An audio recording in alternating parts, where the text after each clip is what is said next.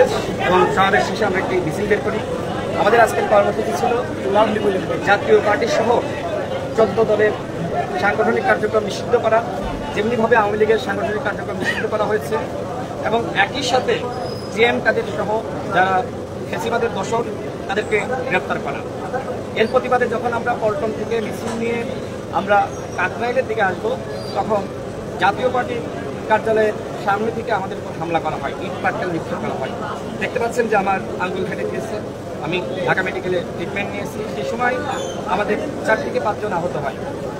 এর প্রতিবাদ আমরা একটি মশাল মিছিল দেখি, নুরুল্লাহ এবং আমি ছিলাম। আমরা যখন মশাল মিছিল নিয়ে যখন আবার পল্টন হয়ে কাকরাইলে আসবো, তখন আবারও জাতীয় পার্টি হামলা শুরু করে।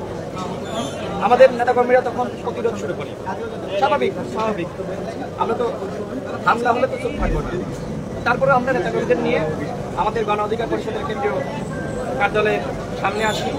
আমরা 9:30টার দিকে একটি প্রেস ব্রিফিং করার ঘোষণা দিই।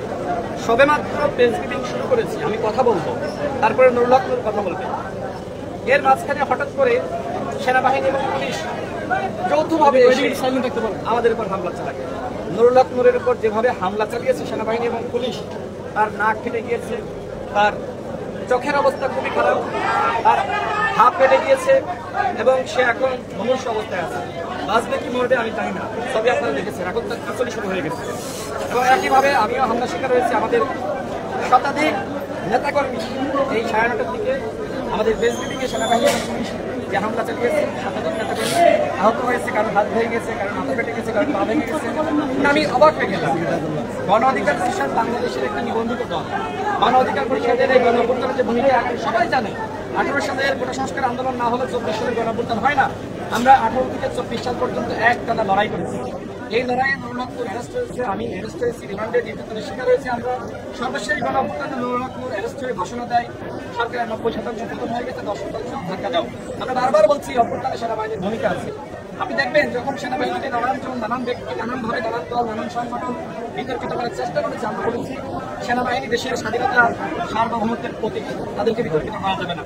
সেই সেনাবাহিনী আজকে আমাদের উপর হামলা চালানো, আজকে আমাদের উপর পুলিশ হামলা চালানো।